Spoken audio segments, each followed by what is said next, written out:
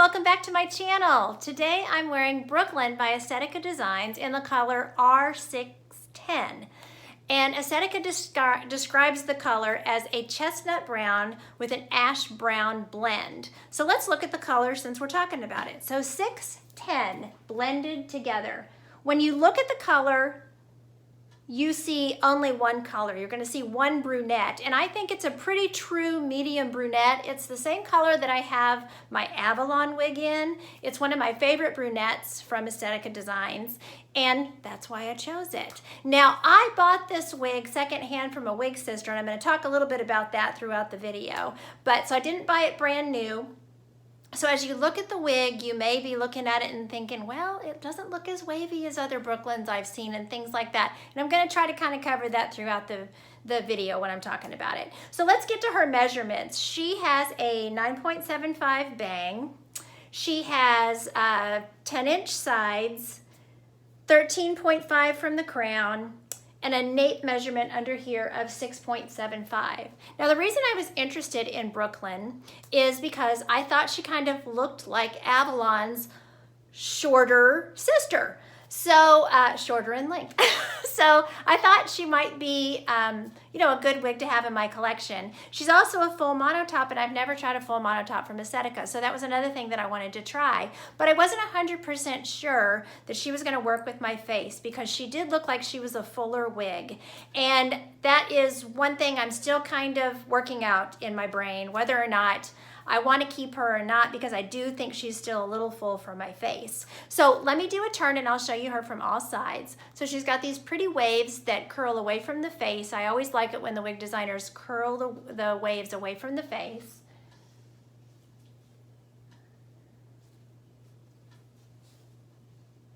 Now, when you look at my Brooklyn, which remember I bought from a wig sister, bought her secondhand, and you look at maybe other reviewers' Brooklyns, you might be thinking, I thought that wig had more curl when I watched this other review. Well, to be honest with you, I think it probably did. I don't know why the wave pattern has come out of this one. It could be that it was brushed. It could be that it was put up in elastics. I have no way of knowing that, and I am not going to ask the person that I bought it from because at this point, it really doesn't matter. I know I bought it used. These are some of the risks that you take when you buy hair secondhand. Now, this wig retails for about $375, and Estetica usually honors those 30% discounts that are out there, so you could get it, probably 30% off of that. But because it's a full monotop, it is at a higher price point. So because I wasn't 100% sure that I was gonna like it, that's why I decided to jump on the chance of buying it secondhand. And I don't regret the fact that I did that, because had I bought it brand new, although I could have probably had, some ability to return it if I wanted to, I still would have been putting out a lot more money for it. And so I'm happy when I am a little on the fence. That's how I was with Simmer when I bought my Simmer. I just didn't know that I wanted to invest the whole almost $400 in a heat-friendly wig, and I'm gonna go back and recover her in another review, and I'll tell you why I have been very pleased that I did not pay full price for her. So this Brooklyn, she is definitely missing some of the curl that she comes with initially. And I'll show you my Avalon wig in comparison. I thought she was gonna have more of a wave to her like the Avalon wig does.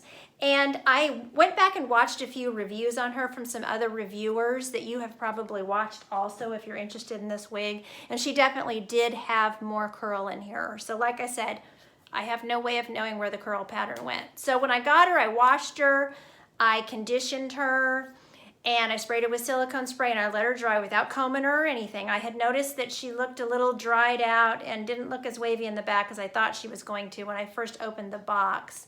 And so after she dried the next morning, I gently combed her out with my wide tooth comb, and I noticed that indeed she is missing a lot of wave back here that I felt like she was supposed to have. So I used some steam and I used some rollers, and I got a little bit of the wave to come back, but I couldn't get it to come back, completely like it is when it comes from the factory, of course.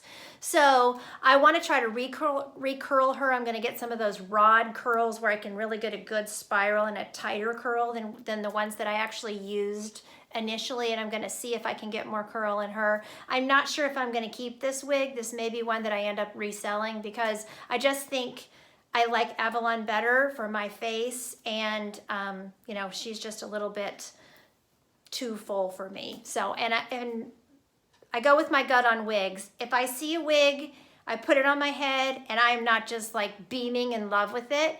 I know my personality. I know that I won't be wearing it that much. And I would rather sell it and pass it on to somebody who's gonna wear it more and who has a need for it and who has a need to buy a wig at a discounted price. And so that's how I do my wigs. If I don't just love it, knock my socks off, I'm seeing myself wearing it all these different ways, I'm probably not going to keep the wig. So let me talk a little bit about her. She does have some permatease, but it's not terrible. She has a lot of hair. There's a lot of hair on this mono top. So like if you put her up in a bump, here's the lace front. Lace front's really good. Even though she's a dark color, I really think the lace front's great. And like I said, the whole top is mono top. So you can part her anywhere you want to. So I've been playing around, you know, trying to figure out how to get this wave pattern to look the best way. I've been throwing her back and forth. The great thing about a mono top wig is you could even do a middle part, side part, wherever you want to part her, you can part her, which is great. You're not limited to that mono part on one side or the other where you just have, you know, 2-3 inch parting space that you can play around with. You can play around with the whole top of this wig. And it's kind of fun because you can also throw her around like you throw around real hair. You know, you can kind of run your fingers through her. You can kind of, you know, play around with her throughout the day, toss her around, and she does feel much more like real hair. And the Estetica fibers, they come not as shiny. I think I don't know, maybe it's a little bit drier fiber. I'm not going to pretend to know why that is, but and so I don't usually have to spray them with dry shampoo, so they really do look a lot more like real hair. So I'm always happy with the Estetica fibers. So I'm gonna pop her off and I'll show you the her cap construction, and then I'm gonna put Avalon on so I can show you the comparison of the two. So here is her mono top. Very nicely done, nice lace front like I showed you. Her ear tabs are not velvet. I don't know what, it feels like a type of polyester or something, but it's perfectly soft and comfortable against your skin. She's open wefted throughout the cap.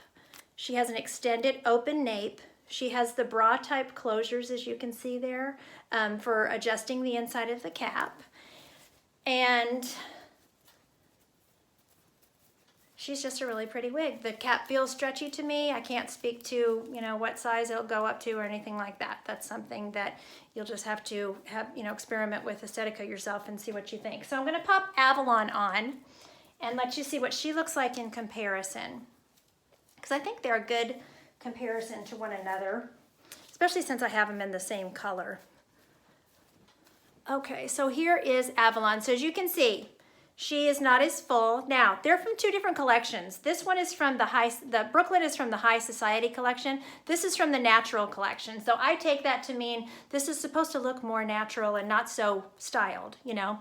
So, you know, definitely, I've already reviewed her, so I'm not gonna re-review her, but you can see she's lower density. She's just a gentle wave. She's definitely longer, goes down further, you know, but still a great manageable length. Avalon will always be one of my favorite wigs. So let me pop Brooklyn back on in comparison here. Bald head shot. Okay. So as you can see, Brooklyn is definitely fuller. She just plain has more hair on her, I think. And, but you know, sometimes with mono tops, you get a lot, you know, there's a lot of hair sewn into that mono top. So she's fuller. She's shorter.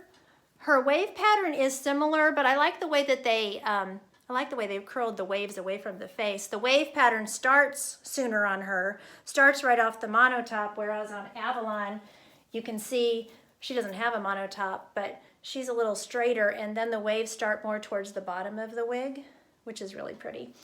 And Brooklyn is pretty too. Don't be thinking that I don't think Brooklyn is pretty. I think she's a gorgeous wig. So So there she is in comparison to Avalon, and same color and everything. So just depending on what your preference is. I think she's a little full for my long face. That's just my opinion. And like I said, I think because I have Avalon, I'll probably end up choosing Avalon more than I would Brooklyn. So I'm probably going to work on her and see if I can't get more curl in her. And if I can get more curl in her, I will probably just end up passing her on and selling her. So anyway, but I wanted to review her and show her to you. So I appreciate you watching. I hope this video was helpful for you. If you like the video, like and subscribe below, and I will keep on doing more reviews, bringing more content to my YouTube channel. And I really appreciate you watching. And don't forget, you are absolutely beautiful. Have an awesome day. Bye.